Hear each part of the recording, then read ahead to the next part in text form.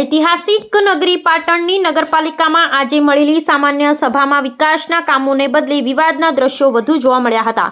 સભા શરૂ થતાની સાથે જ ઉપપ્રમુખ દ્વારા બોલવામાં આવેલું અગાઉનું બોર્ડ કાયદેસર છે કે અયોગ્ય તે મુદ્દે ગરમાગરમ ચર્ચા શરૂ થઈ હતી। પ્રમુખ દ્વારા આ બોર્ડને ગેરકાયદેસર જાહેર કરવામાં આવતા વિવાદ વકર્યો હતો। આટલું જ નહીં, સભાના અમુક સભ્યોએ તો ઉપપ્રમુખ વિરુદ્ધ કાયદેસરની કાર્યવાહી કરવાની પણ ઉગ્ર માંગ કરી હતી।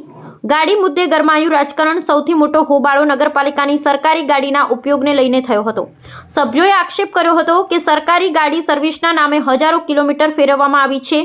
આ મુદ્દે જ્યારે સભ્યોએ વહીવટી તંત્રને ઘેરવાનો પ્રયાસ કર્યો ત્યારે ચીફ ઓફિસર અને સભ્યો વચ્ચે સીધું વાક યુદ્ધ છેડાયું હતું।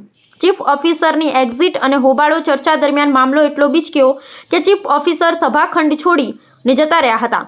અધિકારી અચાનક સભા છોડીને નીકળી જતા રોષે ભરાયેલા સભ્યોએ સભાખંડમાં જ બુમરાડ મચાવી હતી કે ચીફ ઓફિસર ક્યાં ગયા। આ ઘટનાને પગલે પાટણના રાજકારણમાં ભારે ચર્ચા જાગી છે। અહેવાલ જયંતિભાઈ ઠક્કર, ન્યૂઝ 16 ગુજરાતી।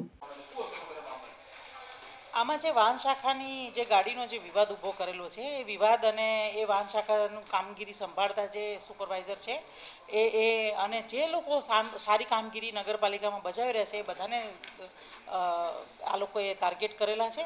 આ જે સુપરવાઇઝર છે એને ખરેખર ડીઝલ બચાવ્યું છે અને ઓન રેકર્ડ ડીઝલ બચાવેલું છે। જે ડીઝલ જેની કોઈની ગાડીમાં જતું હશે એટલે હવે બંધ થયું છે એટલા માટે થઈને આવા પ્રશ્નો ઉપસ્થિત કરવામાં આવ્યા છે। કોર્પોરેટર મનોજ પટેલે એવું કહ્યું છે કે ચીફ ઓફિસરને જે લોકો મીઠાઈ આપે છે તેમને બીયુ પરમિશન મળી જાય છે, બાકીના લોકોને નહીં। એ બાબતે તમારું શું કહેવું છે? મેં કોઈના પાસેથી મીઠાઈ લીધી નથી અને મેં કોઈને મીઠાઈ લઈને બીયુ પરમિશન આપ્યું નથી। બીયુ પરમિશન સરકારના ધારાધોરણ પ્રમાણે આપ્યું છે। અહીંયા એક સિસ્ટમ ચાલતી હતી જે મેં બંધ કરાવી છે કે કોઈની પણ ફાઇલ આવે એટલે પહેલાં જે તે વગદાર વ્યક્તિઓના સુધી જાય એ વ્યક્તિ એ ફાઇલને જાણી જોઈને મુકાવી રાખે અને પછી મેં પારદર્શક પ્રક્રિયા કરી દીધી। બીયુ પરમિશન જેવી મારી પાસે આવે છે મારે એમાં હું તરત જ બે કલાકમાં, એક દિવસમાં, 24 કલાકમાં એવી રીતના હું પાસ કરી દઉં છું। તો એમાં હું કંઈ ખોટું નથી કરતી।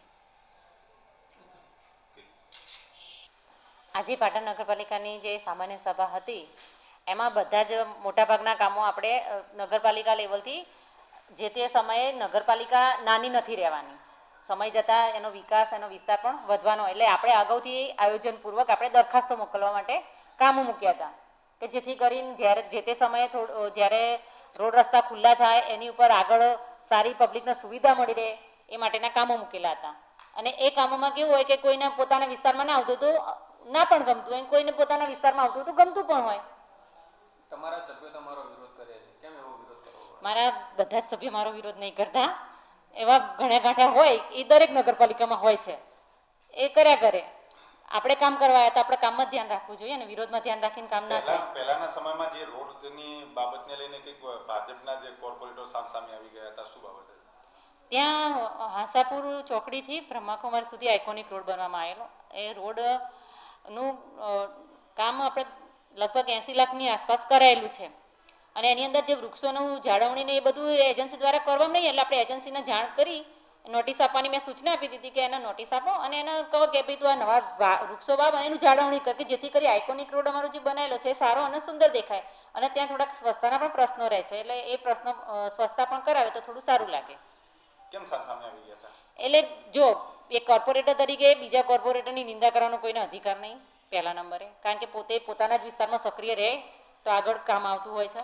એટલે મારા વિશે કોઈએ ખરાબ બોલવાનો અધિકાર મને નથી આપેલો કે હું કોઈના વિશે ખરાબ બોલું અધિકાર આપેલો નહીં, તો કોર્પોરેટરની મર્યાદામાં રહીને વાત કરવી જોઈએ। કોઈને નિંદા કરવાનો અહીંયા કોઈ આ સામાન્ય સભા, અહીંયા જાહેર પબ્લિકના કામો લેવા માટે આપણે બધા બેઠા હોય। સામે આવેલા કોર્પોરેટર કયા પક્ષના હતા? બંને ભાજપ પક્ષના જ હતા। સામાન્ય સભામાં મહત્વનો જે સમય હોય છે, શૂન્યકાળમાં જે મહત્વનો સમય હોય એમાં શહેરના વિકાસના કામોની જગ્યાએ ખાલી માત્ર એકબીજા પર આક્ષેપો કરવામાં સમય એ જે 2-4 જણા જે ઘણા કાઠ્યા કહી શકાય એવા